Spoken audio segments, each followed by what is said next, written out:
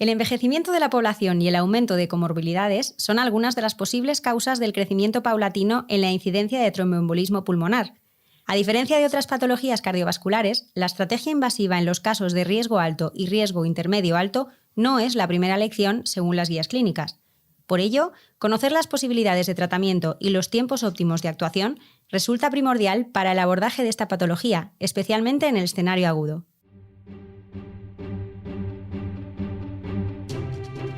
Cardio Podcast. Novedades científicas y actualidad clínica de la mano de expertos de la especialidad. Suscríbete al canal Cardio Podcast y escúchanos en Google, Apple y Spotify. Bienvenidos a un nuevo episodio Cardio Podcast, la producción de la Sociedad Española de Cardiología coordinada por su grupo de jóvenes cardiólogos. Soy Alicia Ituarte, en la realización saludamos como siempre a José Luis Vázquez y también al moderador Gonzalo Alonso Salinas, cardiólogo en el Hospital Universitario de Navarra en Pamplona y que hoy nos acompaña en la sala Cardio Podcast de la Casa del Corazón. Muy buenas, Gonzalo. Hola, Alicia. Muchas gracias por invitarme a moderar este podcast. Gonzalo, gracias a ti por prepararlo porque nos has traído un tema bastante interesante en el que vamos a revisar la estrategia invasiva en el tratamiento del tromboembolismo pulmonar. Como cardiólogo clínico, ¿por qué te parece interesante este tema? Pues me parece muy importante, Alicia, porque a la hora de tratar los episodios agudos de la patología somos los cardiólogos clínicos, los que hacemos guardias, quienes primero atendemos al paciente y los que tenemos que sentar la indicación del intervencionismo en estos casos. A diferencia de la cardiopatía isquémica, donde tenemos claro qué hacer y cuándo indicarlo, en el caso del tromboembolismo pulmonar no es tan sencillo, ya que las propias guías clínicas presentan una indicación cuanto menos dudosa. Cada vez tenemos más alternativas y conocemos mejor las implicaciones de su utilización. Por esto, quiero preguntar a los expertos en la materia cómo y especialmente a qué pacientes deberíamos indicar esta técnica.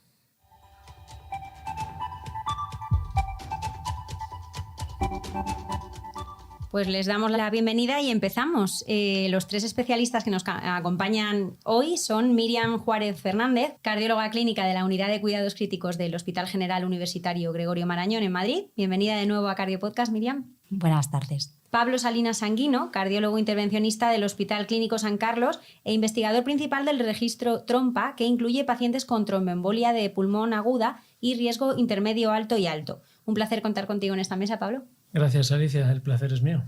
Y Valeriano Ruiz Quevedo, coordinador de la Unidad de Hemodinámica del Complejo Hospitalario de Navarra, en Pamplona. Bienvenido, Valeriano. Muchas gracias por la invitación. Bueno, bienvenidos todos. Vamos a empezar el debate por los cimientos, por lo que tenemos, lo que utilizamos, por las guías clínicas. A ver, las guías clínicas posicionan el intervencionismo en el grupo de pacientes de alto riesgo y con contraindicación formal para la trombólisis o en los que ha fallado. En los pacientes de riesgo intermedio ocurre algo similar, donde se considera alternativa para la trombólisis de rescate. En ambos casos, la clase de recomendación es 2A y el nivel de evidencia C. ¿Creéis que, por un lado, las guías pecan de cautas a la hora de indicar el procedimiento novedoso? ¿Pensáis que reflejan la realidad del tratamiento de la patología? Esta pregunta la voy a dirigir a la cardióloga clínica que tenemos con nosotros, a Miriam. Bueno, pues yo creo que efectivamente las guías, lo primero que hay que pensar es que son de hace unos cuantos años ya. O sea, las guías que se publicaron son del 2019, con lo cual yo creo que en todos estos años ha habido una auténtica renovación y revolución en el tema del intervencionismo percutáneo en el tratamiento del TEP. Luego también lo que hay que pensar es que las guías tienen que ser generales y es verdad que en muchos centros pues no existe la disponibilidad de hacer un tratamiento percutáneo o quirúrgico. Pero probablemente, una vez dicho esto, yo creo que sí que es verdad que después de estos años, de la revolución que hemos dicho antes que ha habido en el tema del intervencionismo percutáneo en el tratamiento de la embolia de pulmón, en el momento actual, desde mi punto de vista, las guías no reflejan la realidad del tratamiento de esta patología. ¿Y no crees que esto que nos comentas, de que las realidades de cada uno de los centros, el que tengas la posibilidad de hacer o no hacer intervencionismo en estos contextos, también dependen de las guías? Es decir, si las guías dijeran que esto se debe hacer o subieran un poco el nivel de recomendación, ¿no se generalizaría más? Sí, totalmente de acuerdo, porque es verdad que muchas veces las guías sientan las indicaciones que hacemos de los tratamientos de las patologías. Entonces, si las guías son las primeras que no recomiendan el tratamiento percutáneo en los pacientes con una embolia de pulmón, pues efectivamente la gente lo primero que hace es ver que la fibrinólisis es lo primero que está indicado y es lo primero que utiliza. Bueno, como bien sabéis, a la hora de estratificar el riesgo, las guías dividen la categoría de riesgo intermedio, intermedio alto y intermedio bajo, y esto puede ser importante a la hora de hacer intervencionismo. Pablo, ¿crees que a la hora del tratamiento las guías podían o deberían haber sido más específicas e incluir la categoría de pacientes de riesgo intermedio alto? Yo creo que la estratificación de riesgo que tenemos en las guías europeas es desde luego mejor que en las americanas. Allí usan una categoría intermedia mucho más amplia, que es el submassive o TEP submasivo, y ahí incluye un batiburrillo de pacientes de intermedio bajo riesgo e intermedio alto. Aquí yo creo que el corazón del problema es el intermedio alto, porque los pacientes que vienen ya en inestabilidad hemodinámica no hay ninguna duda de que están en la máxima categoría, en el TB de alto riesgo, pero los de intermedio alto riesgo contienen también una mezcla de pacientes en las que justo está el punto de inflexión de aquellos pacientes con unas mortalidades relativamente bajas, 2-3%, y de repente saltan a 7-10%. Y seguramente lo que veamos en el futuro, o quizás las herramientas que necesitamos, no tanto poner encima de la mesa, sino validar, es aquellas herramientas que nos permitan encontrar qué pacientes de intermedio alto riesgo necesitan algo más que la anticoagulación para tener un pronóstico razonablemente bueno. Es decir, creo que hoy en día, si tuviéramos mortalidades del 7 o 10% en el infarto agudo de miocardio, sería completamente inaceptable y prácticamente haríamos una intervención en ese hospital. De manera que lo que no podemos aceptar es que en un TEP de intermedio alto riesgo con una anticoagulación tenga una mortalidad de 7 y 10%. Ese grupo de pacientes hay que ir a por ellos, hay que clasificarlos bien y tenemos que ser capaces de demostrar si realmente la terapia intervencionista mejora el pronóstico en esos pacientes. Parece que sí, pero hasta que no hagamos ensayos aleatorizados con grupo control, no lo vamos a poner, como comentabas antes, como desearíamos en las guías. Pues sí, y va por ahí la siguiente pregunta. Ahora mismo no hay un gran ensayo clínico que valide la técnica frente a la fibrinolisis. Pero bueno, ya vamos conociendo la técnica. Valeri, conoces perfectamente la técnica. ¿Cuáles son los pros y los contras comparando con la fibrinolisis? Bueno, en primer lugar me gustaría destacar que nos enfrentamos fundamentalmente, en España estamos haciendo, los grupos que estamos haciendo tromboembolismo pulmonar al alto riesgo, fundamentalmente, y a un subgrupo de pacientes de intermedio alto riesgo con algunos criterios clínicos, ecocardiográficos, bioquímicos plus, ¿no? Entonces, es importante decir que hay muchos pacientes que son añosos, que tienen comorbilidades y que no se benefician realmente del tratamiento trombolítico sistémico, o no se benefician o no se les instaura por contraindicaciones, ¿no? En este subgrupo de pacientes es donde realmente la terapia por catéter, como con dos pilares fundamentales, ¿no? Por una parte, la posibilidad de poner una trombolisis local, bien en bolo, bien también hay pautas de perfusión de varias horas que reducen el riesgo de hemorragia claramente, y por otra parte las terapias de extracción de trombo por catéter, ¿no?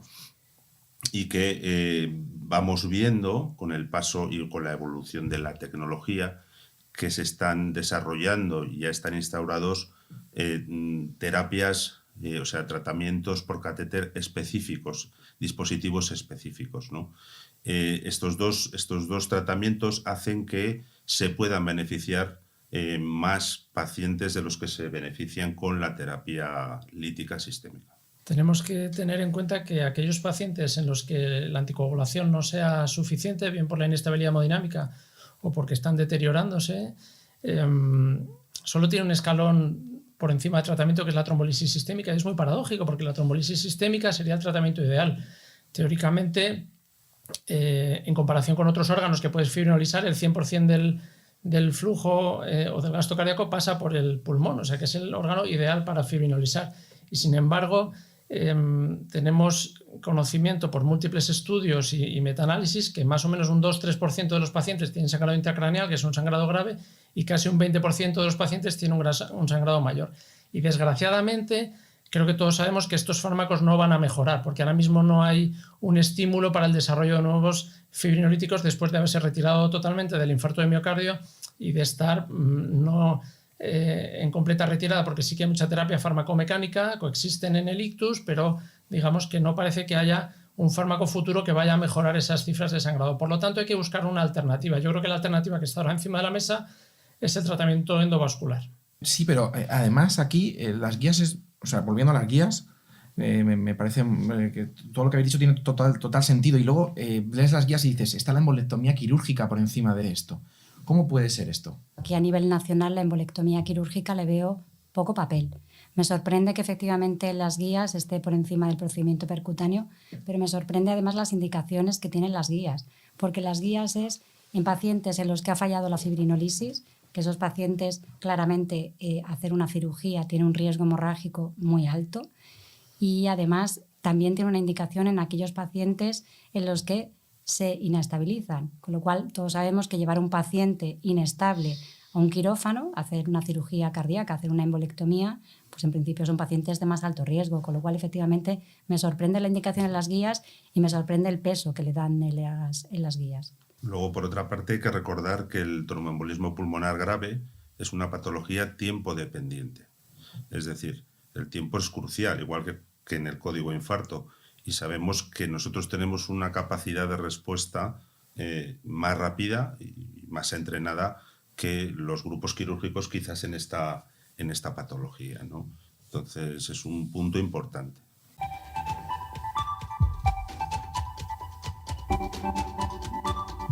Estás escuchando Cardio Podcast. Pasamos a la segunda parte del debate y una vez repasadas las indicaciones de las guías vamos a entrar un poco más allá en detalle en cuanto a la técnica de intervencionismo que se puede aplicar en el tromboembolismo pulmonar y también las posibilidades que ya se empiezan a intuir para el futuro. Bueno, vemos que el intervencionismo en el caso del TEP es una realidad que cada día va ganando más peso, debería ganarlo quizá.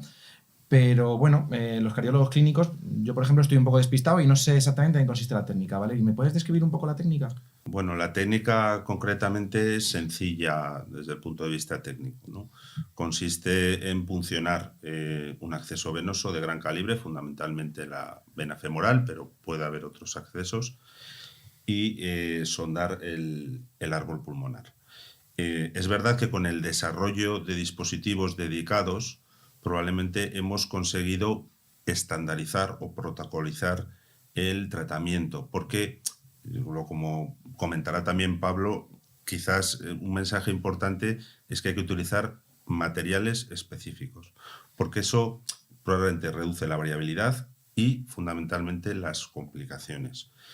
Por otra parte, yo creo que en cada centro tiene que haber un protocolo bien establecido de qué materiales se van a utilizar.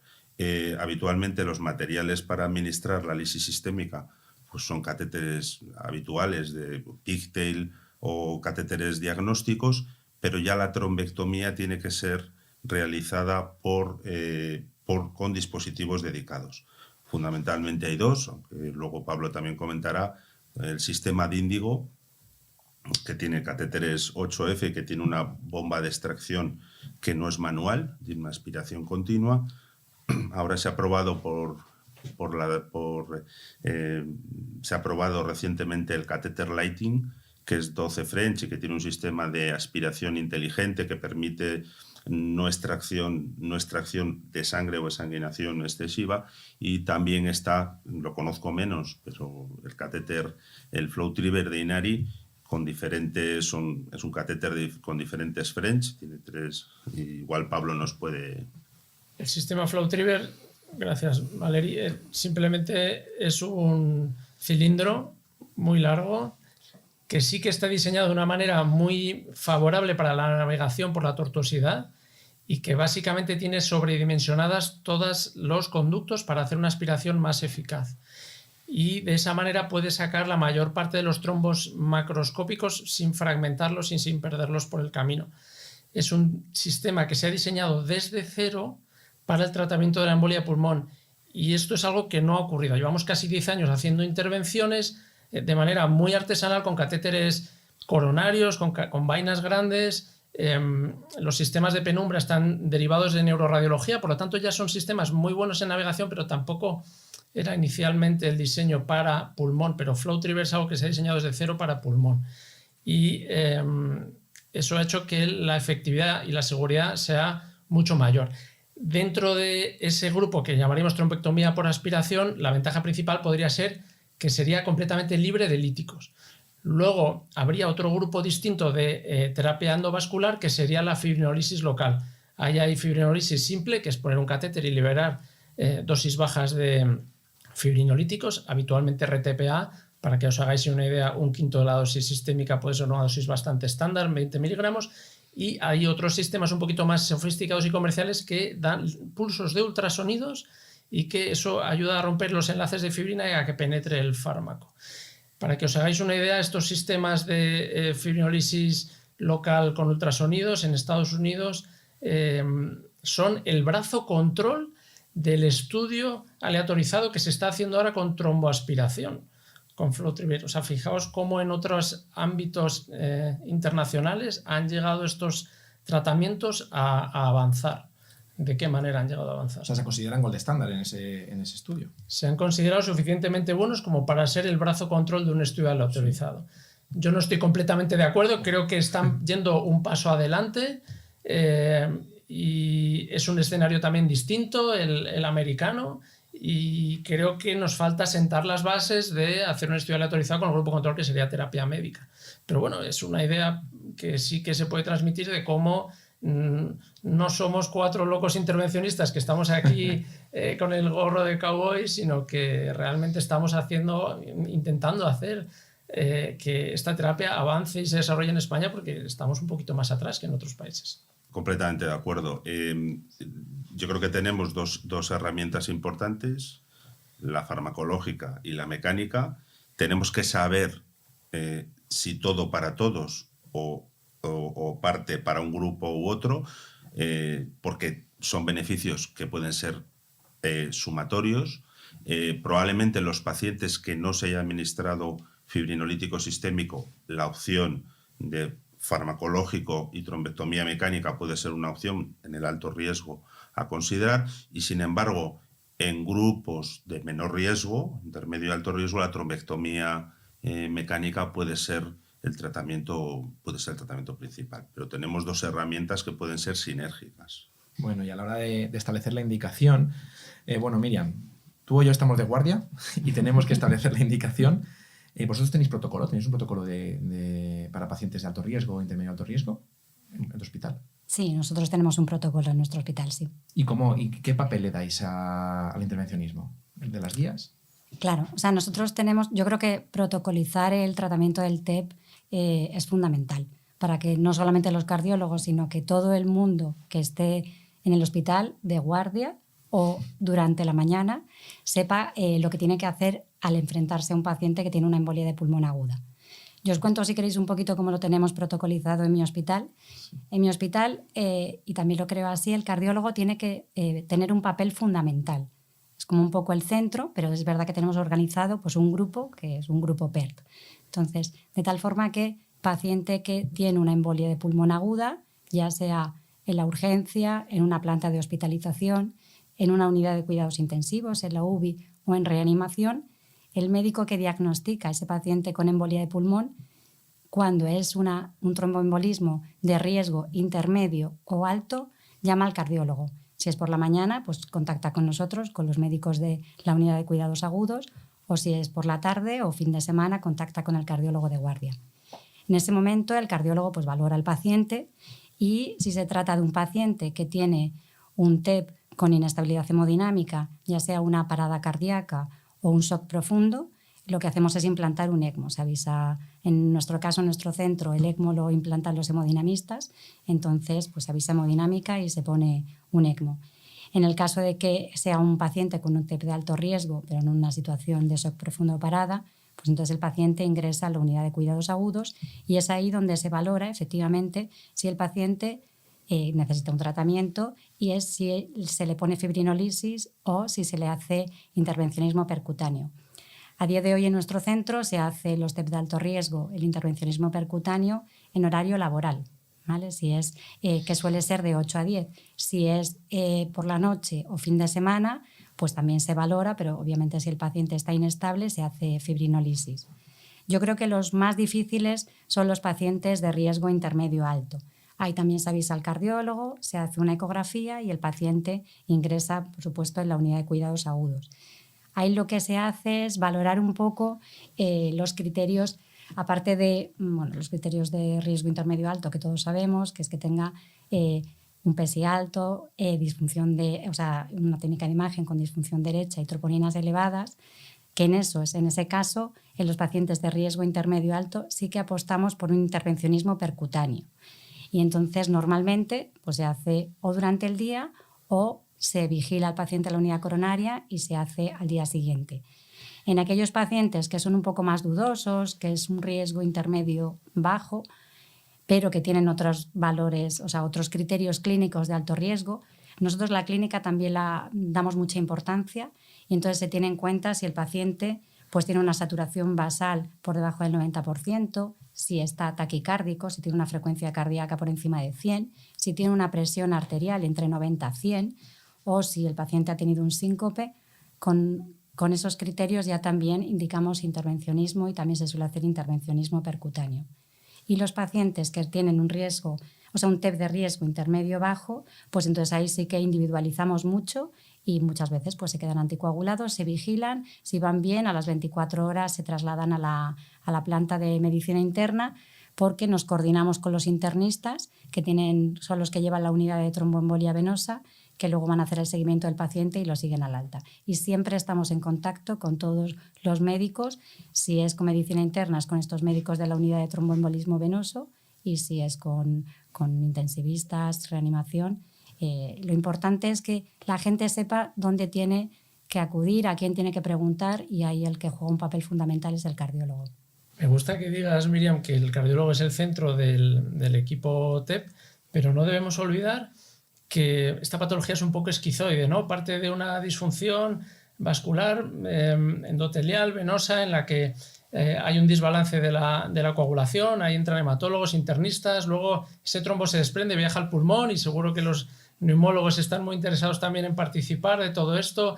Puede producir un shock que ocurre en el corazón y ahí seguramente los cardiólogos y en las unidades de cuidados agudos cardiológicos pues seamos protagonistas, pero muchos otros centros van a ser los intensivistas o van a ser pacientes con mucha comorbilidad, frecuentemente pacientes posquirúrgicos. Recordemos que el TEP es la primera enfermedad prevenible que causa muerte en un paciente ingresado en el hospital, o sea que vamos a necesitar muchos amigos para llevar a cabo este viaje. Si estás escuchando este podcast y quieres montar un código TEP en el hospital, no sirve con tu servicio. Tienes que ir a buscar mucha gente en el hospital, abrir muchas puertas y estoy de acuerdo con Miriam, probablemente intentar ser el centro de todo, pero tú solo no puedes o tú solo con tu servicio no puedes. Por supuesto que no. Por eso, lo primero que tienes que hacer es crear un grupo. O sea, es verdad que nosotros también hemos pecado al principio, hace muchos años, de los pacientes que nos avisaban, que veíamos que tenían un TEP, antes ingresaban en la unidad de cuidados intensivos, ahora ingresan con nosotros en la unidad de cuidados cardíacos agudos. Pero las decisiones eran más individualizadas, solo cardio. Lo importante es crear un grupo de trabajo que la gente sepa con quién tiene que contactar, qué es lo que tiene que hacer. Y en cada centro, por supuesto, se tiene que organizar. Si en el hospital en el que trabajas la embolia de pulmón la llevan los servicios de intensivos, pues por supuesto que efectivamente los médicos de la unidad de cuidados intensivos serán los que se tendrán que organizar. Pero de todas formas, sigo insistiendo en que creo que el papel del cardiólogo es muy importante, porque al final el cardiólogo, por lo menos en mi experiencia, antes también te avisaban para hacer un eco, para valorar el ventrículo derecho.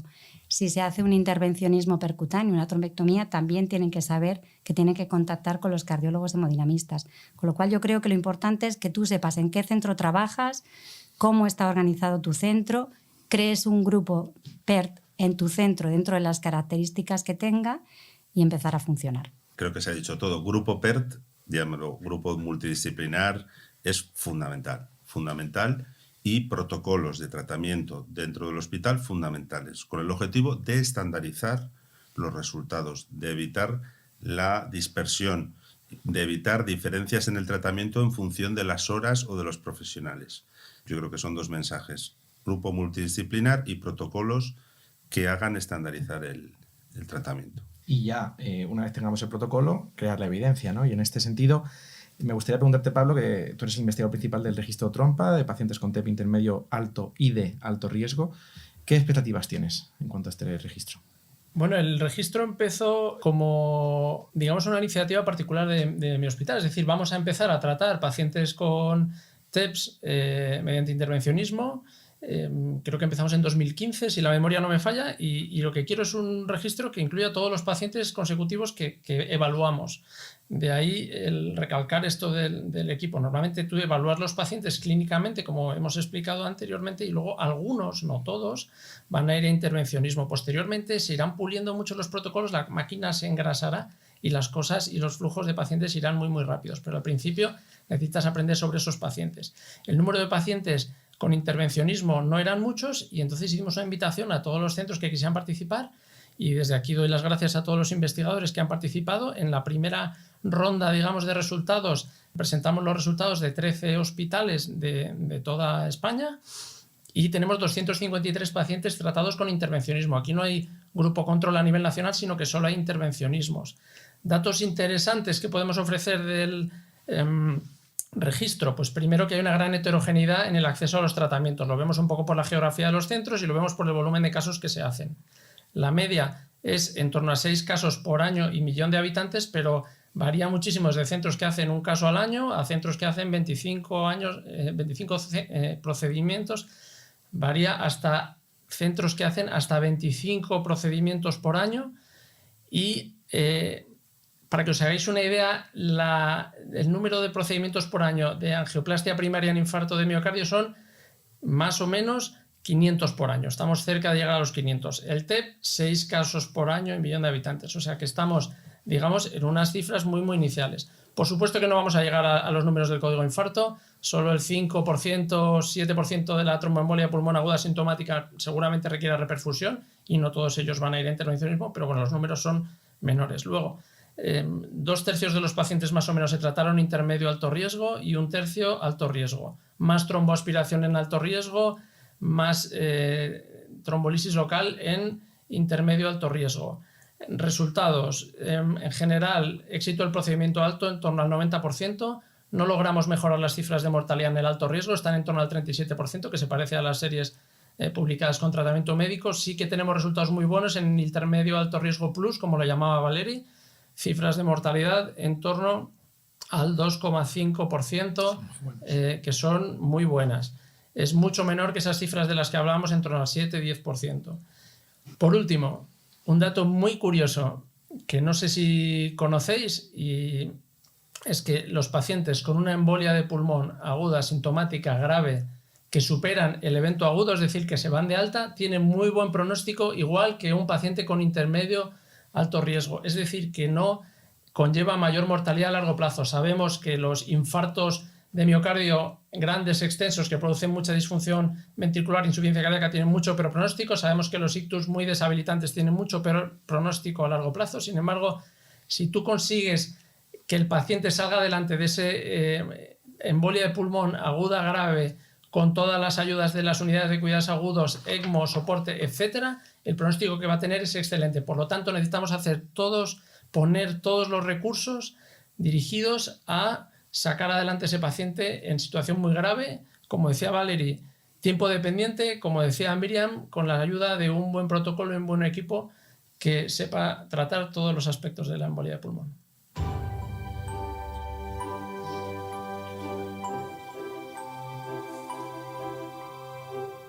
Bueno, pues ahora nos toca sacar la bola de cristal e intentar adivinar el futuro. Os voy a hacer una pregunta muy sencilla. La pregunta tiene 2 partes. ¿Qué esperáis que cambien las próximas guías clínicas de tromboembolismo pulmonar?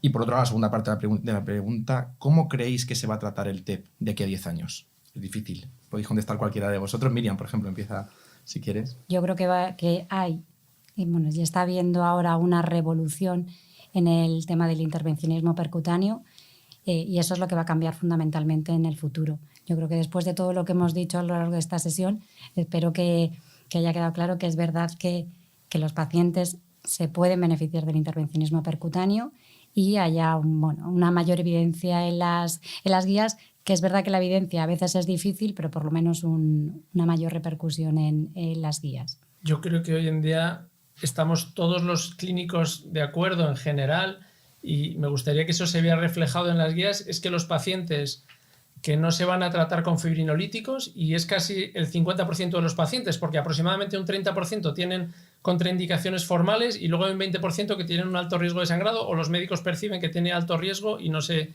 tratan efectivamente. Esos pacientes que no tienen alternativa deberían ir a terapia endovascular. Yo creo que eso es clase 1. Otra cosa es que el nivel de evidencia no pueda ser A, porque no puede ser A, pero el nivel de evidencia como alternativa tiene que ser 1.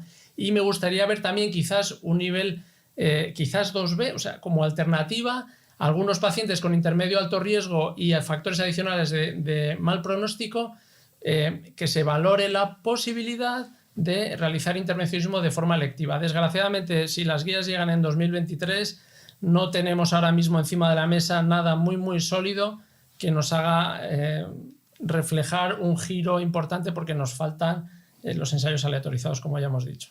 Completamente de acuerdo. Sabemos que la evidencia es difícil, va a ser compleja por el grupo de pacientes que tenemos que tratar y para incluir en ensayos clínicos, pero quizás un mensaje importante es que tenemos que ser nosotros los que tenemos que cambiar con las guías que tenemos.